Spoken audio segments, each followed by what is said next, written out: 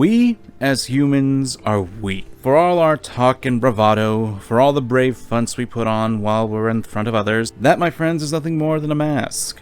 And as much as we would like to deny it, all humans, no matter who you are, have a weakness in some regard. Sometimes when the way of the world is too much, you'll see people who you think are brave and strong just break down. Emotions are both a strength and a weakness to us.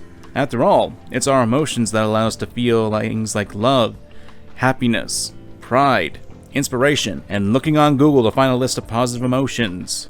But when those times of joy are marred with sorrow and pain, we as humans cannot take it most of the time. Even for the most jaded of people, there is something out there that will affect them in some manner, and there will be a breaking point. And that's where we come into Persona 5 Royal, which asks a good question. If you can remove the pain, should you? That is the question that the third semester portion of Persona 5 Royal asks the player, and one the player can give an answer to. But we're getting a little ahead of ourselves now. Hi, I'm MangaKamen. I've been a fan of Persona and Shin Megami Tensei for quite some time now. How do you do, fellow kids? I'm here to talk about my interpretation of the third semester of Persona 5 Royal. But before we get to that, I think we need to talk about 3 major characters that are necessary to establish why the third semester is brilliant.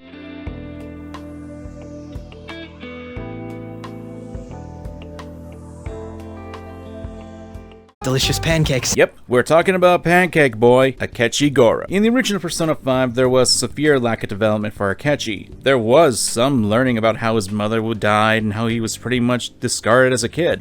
Apparently, my mother was in a relationship with some lowlife of a man. She was swiftly discarded when he learned she was pregnant. That despair would lead to her death. Thanks to him, I was passed from foster home to foster home. But I do quite well by myself these days. What the hell is this? But other than that, we don't get too much development for him. And there are some people who didn't really connect with Akechi and found the Phantom Thief's actions concerning him to be questionable. And while I can see how some people don't care for Akechi, I'd argue that their actions aren't out there as much as wanting Akechi to join their team before he gets killed off. We're gonna take Shido down. What are you gonna do? It'd be a problem if you kept getting in our way. Want to come along and help us settle things? Obviously, at the end of all this, Akechi dies in Shido's palace. Hey, I warned you about spoilers. Are you all idiots? Not only do they want to keep an eye on him, but considering that he's after Shido as well, they could utilize him as a powerful asset. After all, he's essentially a wild card too, with a power that other Persona users do not have. Even then, this ignores that the Phantom Thieves can sympathize with Akechi, wanting to get back at those who wronged them. I have no intention of forgiving you for what you did to my father. But I sympathize with you. I wholeheartedly understand wanting to get back at the adults who took from you. But when you gained the power to fulfill that desire, you only used it for your own self-benefit. They don't agree with how he went about with it, obviously, but considering how we see earlier that Ryuji and An were willing to risk killing Kamoshida in order to change his heart, they see where Akechi is coming from, and how they could easily fall into the same trap as him. If his mind shuts down, he can't admit his crimes. You're kind, Lady An. But hey, I guess that actually takes some thinking and reading skills in order to understand that. I think it's a bad game. That was truly cringeworthy. What kind of dip would I be if I didn't know that? Now, before I decide to go on a petty, off-tangent rampage, in Royal, Akechi gets fleshed out much more. Try to be funny, and don't embarrass me. Oh, I guess you want to die! As instead of you ranking up with the story, you now go out of your way to hang out with Akechi and learn more about him in his personality sense. And you can get nude with him. How dare you! In order to access the third semester, you'll have to bond with Akechi and get more personable with him. You're the one person I refuse to lose to. I'll let you have this win today. But next time I will be victorious. Let this be my proof.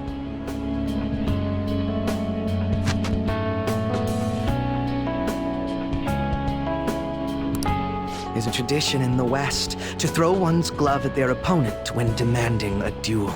Should the opponent accept the glove, the duel is also accepted. Make certain that you never forget, I am the one who will defeat you. It's the mark of the rivals that you and him become, and how he hates you for what you are and what he can't become. This gives the player more of a reason to actually care about Akechi, and I'd be willing to bet that some people who hate Akechi in the original game could see him in a better light in the royal version. Obviously, at the end of all this, Akechi dies in Shido's palace, and with this new context, it makes his death all the more imposing on the player. Supposedly. I'll ask you once more. I'd like for you to turn yourself into the police, of your own accord. There's no need for that. You. Delicious pancakes. That was truly cringeworthy.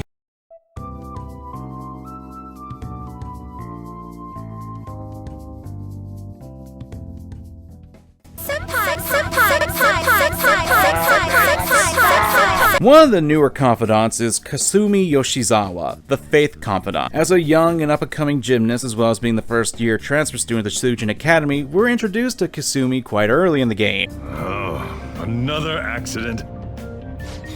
So that's why it's so crowded. There's been a lot of those lately. In fact, there was a real sad one just last month. It happened before you came here. If I remember right, the girl that passed away was only 15. Shh, no, not yet. We're not supposed to show that scene yet. You brought it on yourself, though.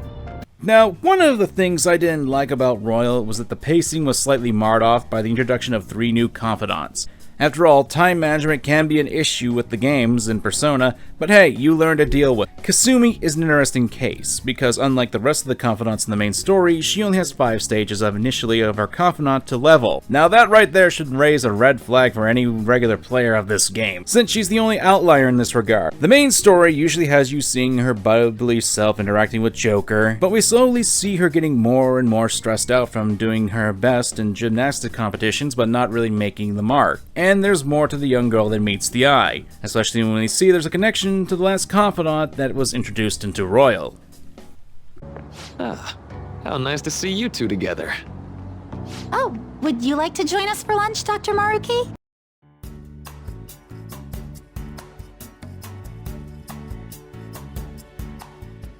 Maruki is probably one of the best additions to the game.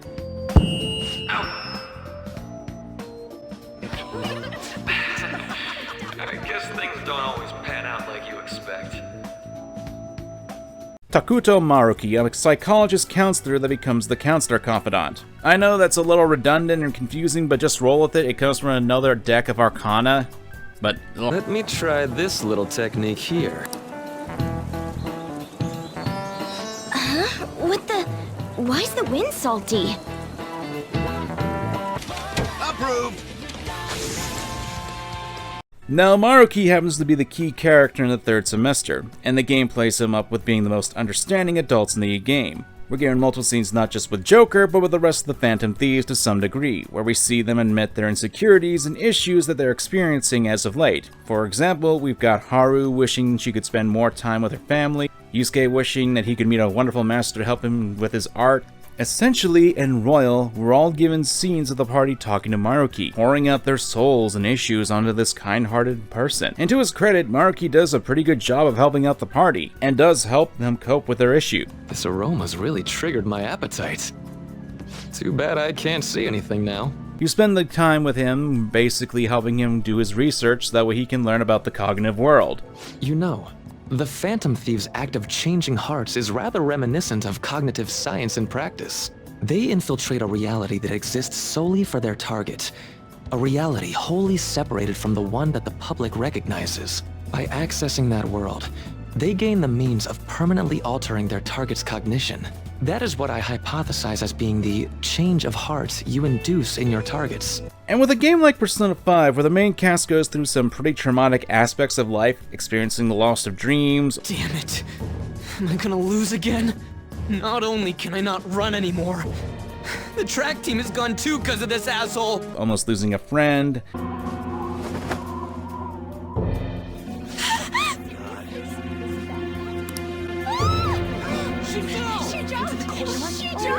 Calm down! Back to your seats! No!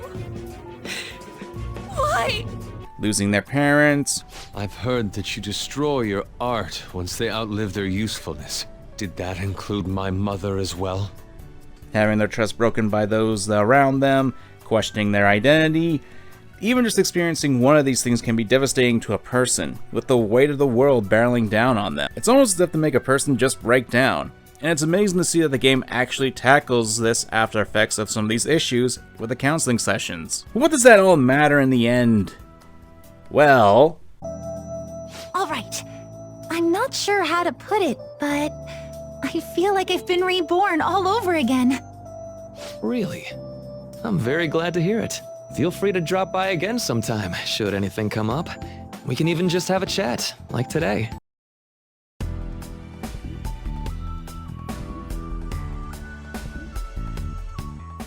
After you defeat the big bad chalice of the first game, You fucked up my face.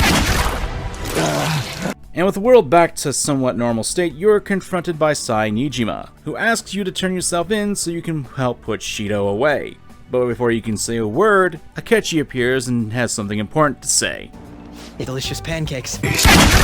Sorry, I couldn't help myself. No, Akechi offers to turn himself in order to confess his crimes and testify against Shido, allowing Joker to be a free man. Then after spending Christmas with Haru, yeah, shut up, it's my video, I get to decide who to spend Christmas with. I'm so glad to hear that. After spending time with Christmas, we then reach the new year. And something's off.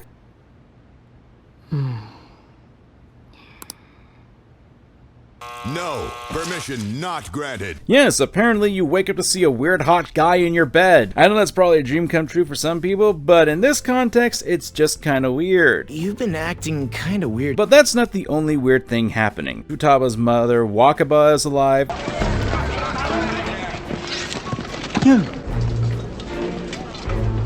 You're supposed to be dead! As are Haru's and Makoto's fathers. Ryuji is hanging out with the track team and seems to have his leg fully recovered. Yusuke is under Amaterame's tutelage, and An is hanging out with a more cheery Shiho. Something's not right here. Now, if you're familiar with Persona 5, like, at all, you'll realize that this is not right. This is not how the world is supposed to be. Even Akechi, whom we just saw turn himself in, was released to the public. And that's when we find a palace that we came across earlier in the main game with Yoshizawa, and where she awoken to her persona. This palace is quite different from the others that we had experienced up to this point. This one has a more sterile design to it at the beginning. The shadows were dressed up as scientists with long white coats. This seems to be more like a research facility. Eventually, we meet the palace ruler.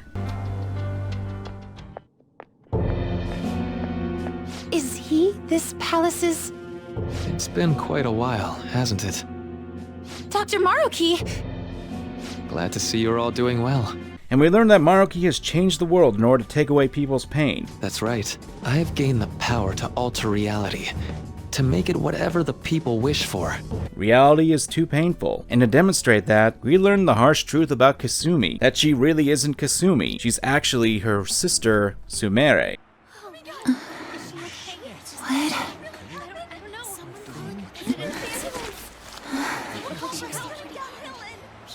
What? Kasumi...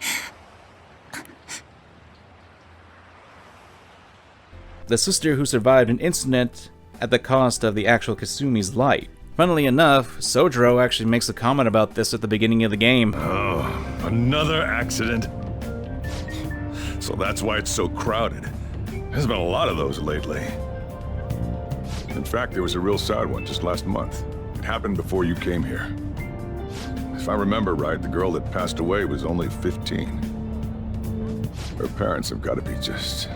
After a long battle, we're actually forced to leave the palace, and then Joker spends the next week trying to talk to his party about this and tries to reach out to them. And when confronting Maruki for a second time, we learn the party discarded the new world and their happiness that Maruki created for them. Here it comes! I don't think so!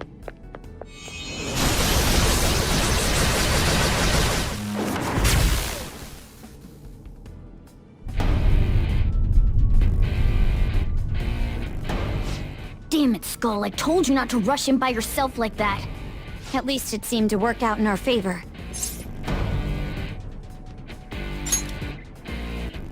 Our apologies for making you wait so long. And now that I've gotten the summarization out of the way, we can finally talk about the main topic of his arc and why I think it's not only well executed, but how it speaks to me on a personal level later. One of the key themes of this arc in Royal is the question of, If you could remove the pain, would you do so? Please, I'm begging you, Senpai. Please let me live as Kasumi. But why? This pain is too much. Why can't I just leave it behind me? Kasumi is gone forever, and it's all Sumire's fault. I can't live that kind of life. We as humans have a bit of a mechanism hardwired into our very being. We are prone to avoid pain at all costs, to not wanting to suffer heartbreak. It's a basic human emotion in nature to want to avoid situations that would cause us pain, both physically, mentally, emotionally, spiritually, what have you. But sometimes it's a necessity. Maybe you need to down that terrible medicine to make sure you didn't get sick. Maybe you needed to cut ties with someone because of a toxic relationship. These are things that can deeply hurt us as people, but they're things that we sometimes need to do for the better of ourselves. Persona 5 Royal's third semester poses the question if it's worth it to actually experience the pain. Suffering and pain bring nothing to people except their ruin. Why would you force yourself into that? And the answer it gives, should you go through with it, is one that I agree with. That pain you're suffering, it must be impossible to move on. I want to save you from that awful life. Yeah? Well, too bad for you. I'm done running away from my problems. I don't care what I look like anymore. I'm always going to be myself. We're both going to keep living our lives on our own strength. I have my friends by my side in this world. I don't need another world forced upon me. I'll fulfill my desire for a happy family with my own power. I'm going to do just that with my life, pain and all. I am myself. I'll never forget that again. It's easy to run away from your problems. It's easy to run away from the pain. And I'm not gonna lie, it's probably the less painful of ways to deal with issues. We see this with Sumire, who basically decided to adopt her sister's identity just so she couldn't be known as the sister who killed the one who saved her. And in some regard, that is a kindness that I agree with that Maruki to some extent. Sometimes the pain of losing a loved one can be so crippling that you just don't know how to go on. And these issues, they will build up. But is that really the right way to deal with our problems? To deal with the pain that we face in our lives? Will it allow us to grow as people? Will this doubt hanging over our shoulders for the rest of our life? Will the pain continue to plague us? Am I even worthy of this life I was given? Should I even try anymore? I can't do this anymore. This is what reality is. I can't accept any of that. Throughout our lives, we grow as human through happiness, through sadness. Our minds, personalities, souls, what have you, they refine. Like a sword going through fire, we are constantly bombarded with things that test us as humans, and sometimes we do break. But what we do with those experiences is what counts, and how we learn from them is what matters. You can't forget the pain. But why? This pain is too much. Why can't I just leave it behind me? I totally understand that. That is now a part of you. It's a scar upon your body, your mind, your soul. It's true that I turned my back on the original reality. But where's the harm in that? When it grows to be too much, too painful, every person deserves to escape that. In all honesty, it's best for a person's growth when they tackle their own hardships. But reality doesn't always make that so feasible. No matter how much you try, or work for so long, the smallest injustice can wipe it all out, leave you with nothing. Don't you, of all people, understand that?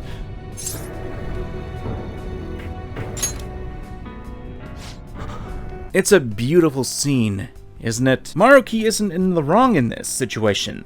The world can be cruel. The world can be dark. And moving on from the pain can be infeasible because of this cursed blue and green orb we're riding on in this endless void. But as one of the choices said in the game, you've got the future. It's your choice if you want to be shackled by the pain, or if you want to be free. But the knowledge I gained through that pain, and my desire to move on, those are even more precious to me, and I won't let anyone take them from me again. Yoshizawa-san. So you truly don't want it, huh? Looks like I'm totally finished.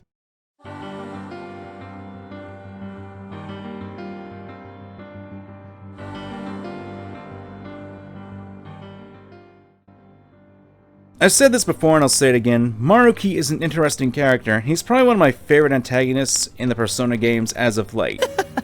You're so self-righteous. Notice that I specifically used the word antagonist, and not villain. Mainly because I don't consider Maruki to be a villain. I mean, we had human villains before, like Adachi, who was basically an asshole. All you have left in life is despair. The ultimate game over. Wouldn't it be better if that kind of reality was wiped away? It's true that I turned my back on the original reality. But where's the harm in that? When it grows to be too much, too painful, every person deserves to escape that! But unlike a majority of other antagonists in this game alone, Maruki is probably the most fleshed out of the group and the most sympathetic. I hear people talk about how Kamoshida is probably the most memorable of villains in the game, but to me, that's mostly because of the fact that he's the first of the palace owners you actually meet. I've stated before that for me, in the original game, the most memorable of the palace owners was Madarame and Sai. But besides from Sai and Futaba, most of the other palace owners get at least, at best, service level backstory. Madarame and Shido were probably the closest to get more fleshed out. Then there was Okumura, and then finally Kamoshida, and Kaneshiro gets these shortened in the development. However, in Maruki's palace, we get something that I would have really loved to have seen in the other palaces. While most of the other palaces in the game give insight into the current psychology of their owners, like how Madarame views his students as nothing more than his property to use for his own gain, Maruki's palace has an additional portion to it. We get to see Maruki's memories. They're not told to us either. We actually get to see the memories play out in front of us on a VHS tape.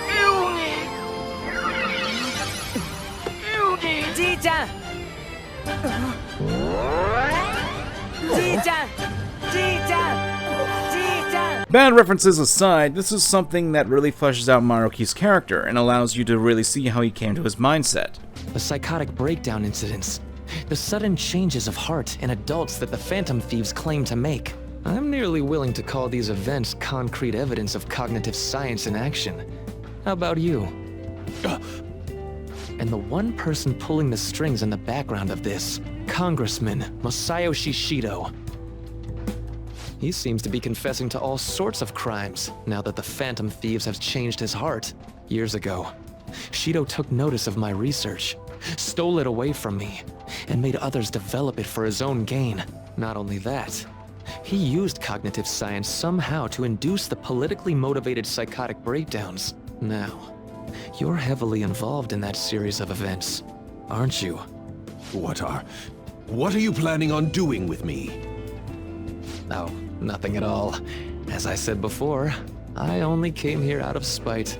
And this is something that I wish we could have gotten in the other palaces. I'm of the mindset that no human is born evil. I'm sure you'll find a lot of people who will agree with that. So you can imagine how I wish that we would get something like this for the other palace owners, because then we get to see how they stumbled into the distorted desires that they have. You get to show the audience these characters and how they came to these points. But back to Maruki, not only does this establish him as not only an antagonist who's obviously doing something that he believes in, and as something that he considers to be right about saving people and fixing that world, but also gives the player the ability to see where he's coming from. Because let's face it, if we did have the ability to erase the negativity of our lives, even as a falsehood, we would most likely take it. And unlike other palace owners, Maruki has a pure intention, and a want to help others with his ability. Not to mention, we spend most of the game building a relationship with this character, so you can't help but feel for the guy as we learn the hardships he went through to this point. All the sacrifices he went through, just so he could help people in his own way. It is still a selfish desire, but not one made with malicious intent. If anything, Maruki reminds me of an overly protective parent. I can't fail! Do you remember how every one of your dreams was granted in my reality? Not a single person is in pain here. Everyone is happy. Why would you deny them that opportunity? I understand the difficulty of accepting such a huge change, but that's nothing more than your fears controlling you. Please, won't you please believe me? Suffering and pain bring nothing to people except their ruin. Why would you force yourself into that? Just let me save you all. Just this once. Someone who doesn't want the people they care about to feel pain. While the intention is good, it's ultimately a flawed ideal. It's a means of holding back the people you care about from actually growing. Just as you have your own beliefs, I too have no intention of changing my plans for reality. No matter what happens to me in the end, I will fix this torturous world. That is my own rebellion.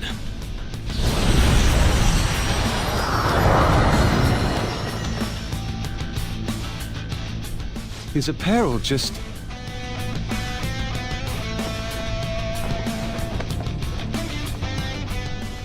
And I believe you called forth your power like this. Persona. It's a hard thing to talk about without coming off as preachy, so let's talk about the music.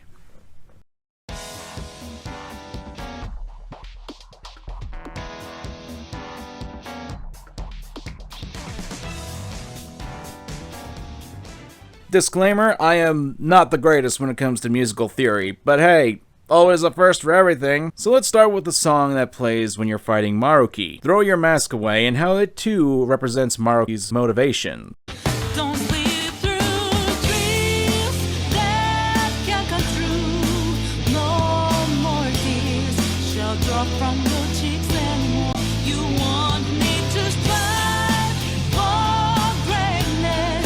Believe in me that you don't need to suffer from.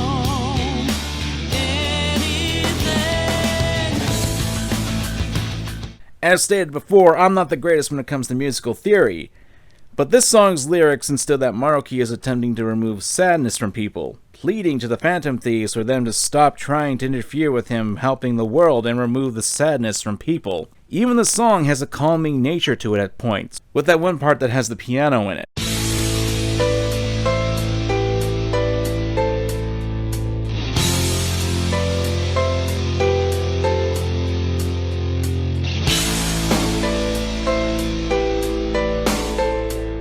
It sounds foreboding, yes, but it also has a soothing nature, and there are times in the song where it feels like a soft touch, with a lot more subdued melody instruments being used.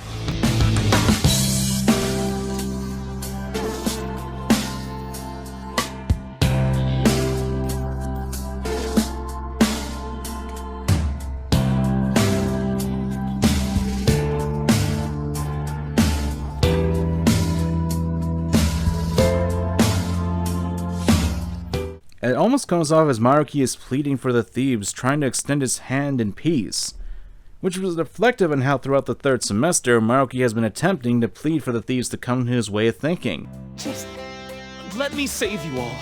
Just this once. As I've established, while I think it's a noble goal, it's one that is ultimately flawed. And to counter this song, we're given the new song that the Phantom Thieves get when they're off to steal Maruki's treasure and during the final part of his boss fight. I Believe.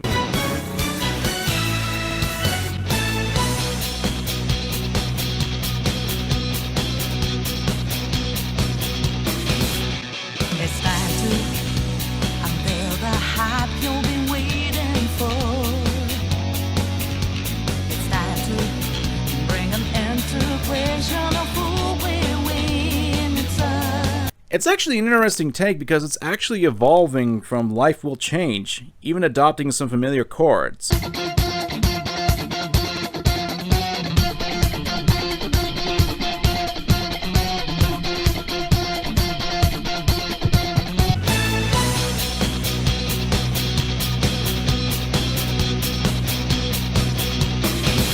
As well as some lyrics. I'm not a robot and I challenge you.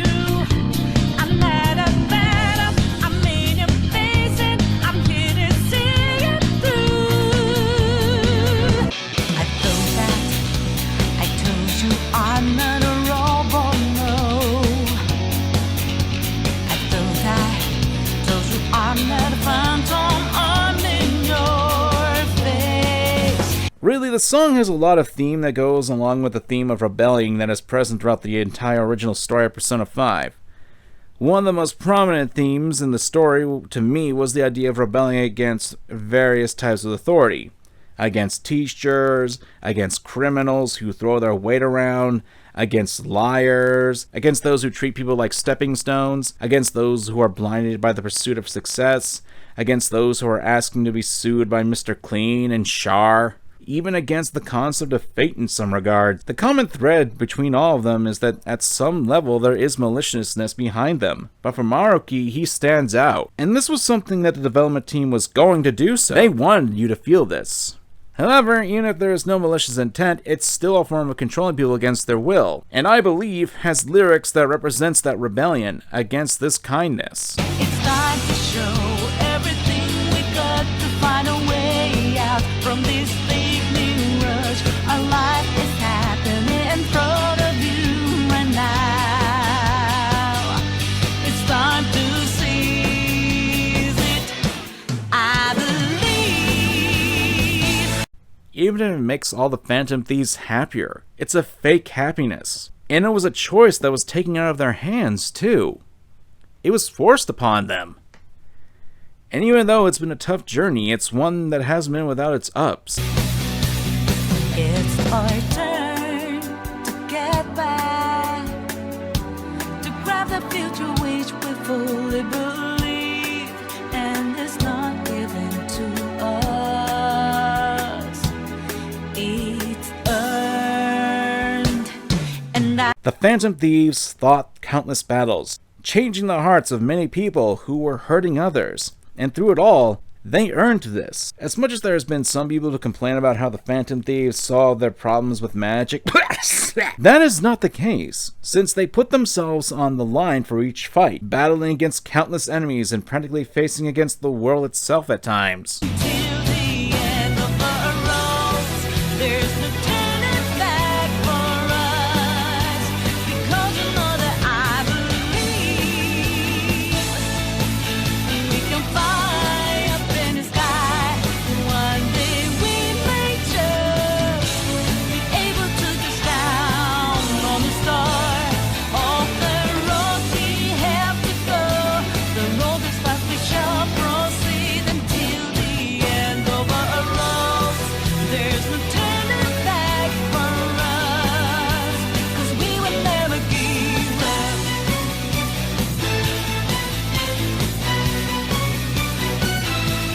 I think it's also important to note that when I Believe plays, there are only 2 times when the song is actually being used in the game. Like I said before, the first is when the thieves are infiltrating Maruki's palace after getting the calling card delivered and replacing Life Will Chain. And the other is when the group is going against Maruki's incredibly strong attack in the final battle.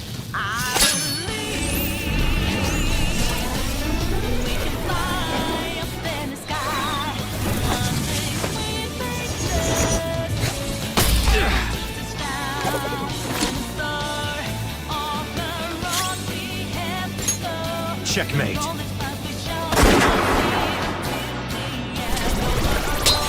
You fucked up my face. And with a single bullet, Joker shatters the false reality. When a song plays can just be as significant as what the song says as well, as it can empower what the viewers are seeing on the screen. Really, both of these songs help illustrate the conflict between 2 ideologies and offer the question to the audience. Do you wish to live in a beautiful lie? Or do you want to carry on through the ugly truth?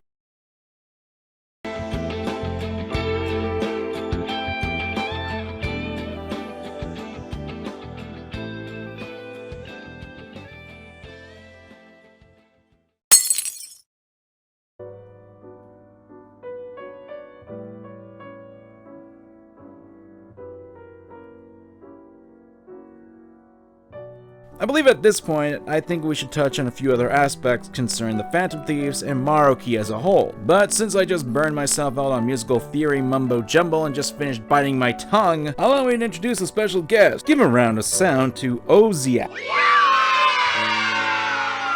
P5R's third semester hit me like a semi-truck the first time I played it.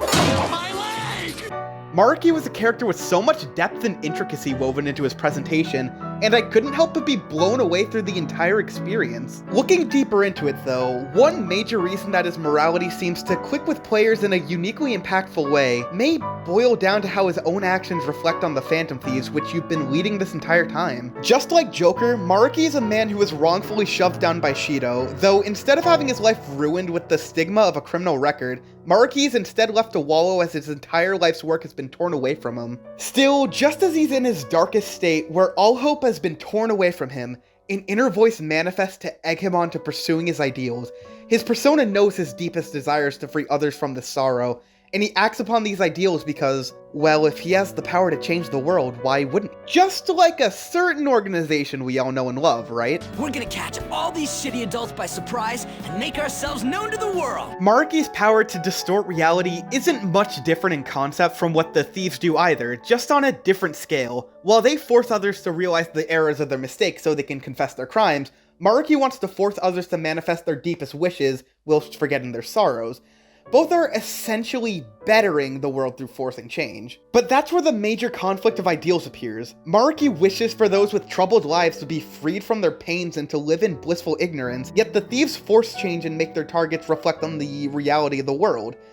Whether that be to a grimy adult who has forced their will on others, or a teenage girl who needs to accept that she has to move forward and not blame herself for her traumatic experiences. Maruki is an advocate of turning away from your troubles. The thieves, however, find it just to confront your troubles head on so you can grow from them. Things amp up as Maruki finally takes hold of the cognitive world, however, his savior complex leading him to sacrifice his own well-being to forward his ideals and help those around him. Which, considering how many times I've mentioned ideals, it causes me to reflect on the man's theme song, The Ideal and the Real, almost as though his own tune embodies his vision as it conflicts with your own. Still, Maruki is understanding of Joker's disagreement and allows for a fair confrontation to determine which version of reality should triumph. Maruki is clad in a pristine white suit, clashing with Joker's black trench coat and overall shadowy appearance. Both are two sides of the same coin in this conflict, and thusly their battle begins. And so the boss is fought, Maruki's persona being Azathoth, the blind idiot god,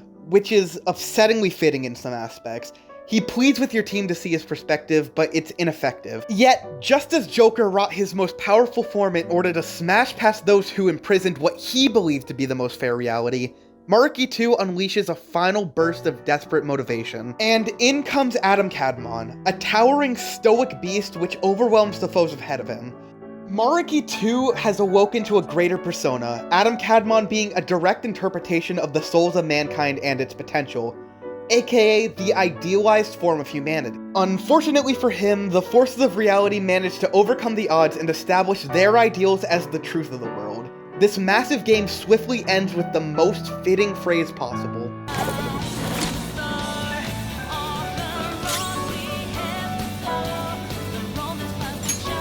Checkmate. The thieves finally claim their victory, but it's short-lived as Maruki takes a hold of the Morgana copter. Yes, that's a thing, and I love it.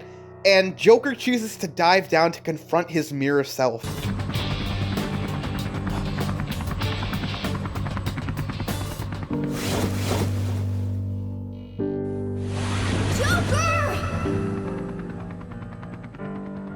After a few intense swings from a broken man that definitely didn't make me cry, he unleashes every regret into the heavens, only to finally collapse in defeat. Maruki reaches up towards the sky, as though either mustering up one last inkling of rebellion, or reflecting towards the void ahead that the road he'd been traveling has finally reached its end. Not dissimilar to Joker as his own version of reality fell apart.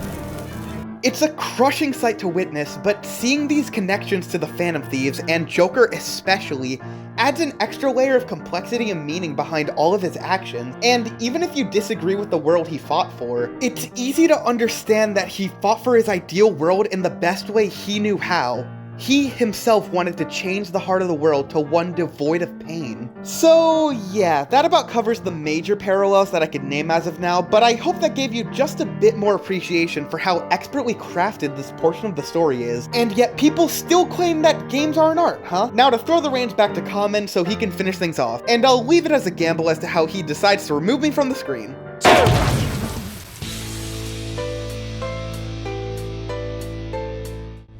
So I know. This is going to sound pretty stupid. I've been holding this all in for so long, just hiding it from myself. So, please, help me kill every last one of my regrets. I want to take things to a more personal level if you let me. A few years ago, I lost someone very important, someone that I had known for all my life up until that point. I'm not going to go into too many details since it still hurts me to talk about, but let's just say that I understand Haru, Makoto, Sumire, and Futaba on a more personal level in regards to losing someone. After I lost this person, I went through a deep depression and I didn't want to do anything. I wanted to just make the pain go away. But unlike in Persona 5 Royal, I don't have the magical ability to make my pain disappear, just like that. And I still had to go back to my normal life after I had permanently said goodbye to this important person. 2 years later, I still feel the pain residing within me, but I don't let that hold me back. And that is the beauty of Persona 5 Royal's third semester, that despite the pain and hardships you can go through in life, life will still go on. As long as you have a small cinder, you can build yourself into a fire that roars strong enough to light up any darkness around you. And you're not alone. You have people in your life who are willing to stand with you. It may seem like you're alone, but you can always find those who truly care for you and want to help you stand up against the world. Maybe I'm just being too optimistic about this, but this arc really spoke to me as a person who's been hurt by the cruel nature of the world, that even though we may stumble, that we may become weak, we as humans can pull ourselves together, and we can put all our strife in the world into